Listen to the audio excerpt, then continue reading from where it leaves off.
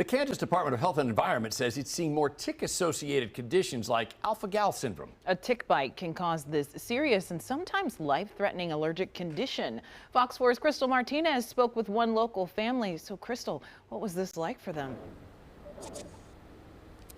Well, living with alpha-gal means absolutely no red meat. And that was a big lifestyle change for a young Olathe man who says he was diagnosed with alpha-gal when he was in middle school. He's now 22 and able to enjoy some of his favorite foods again.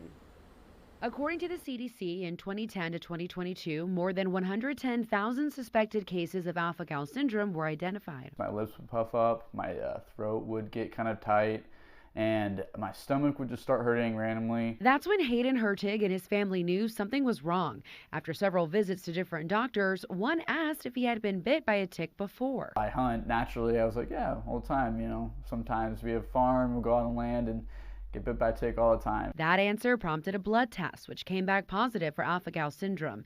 Here's what happens. The tick, primarily a Lone Star tick, bites you. That bite can transmit a sugar molecule called alpha-gal. In some people, that process triggers an immune system response in the form of an allergic reaction after eating red meat, which can look like an anaphylactic reaction. It can be hives, itching, GI signs like diarrhea, and kind of like feeling faint.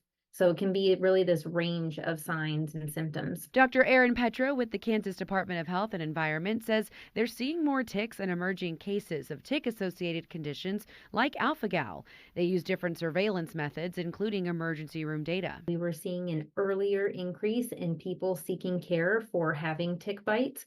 So that was concerning. Like in Hertig's case, it can be difficult to diagnose because reactions can be delayed, sometimes for hours. So for 7 years, he cut out red meat from his diet and kept antihistamines by his side for the accidental slip-ups. And that was the doctor's best advice. They said if you can completely cut it out, you'll be able to get over the allergy sooner than later. But the more you eat it, the more it feeds it, and it will take longer. Doctors told him they couldn't say for sure when he could eat red meat again, if at all. But a few years ago, he got retested and was cleared. Now, in these situations, prevention is key. They recommend that you use DEET, insect repellent. And if you go on those long hikes, maybe even consider tucking in your pants into your socks so the ticks don't latch on. If you do find one on you, use tweezers to remove it. And then keep an eye out for the next 2 weeks to see if you develop a fever. If you start to feel ill, reach out to a doctor. Bria.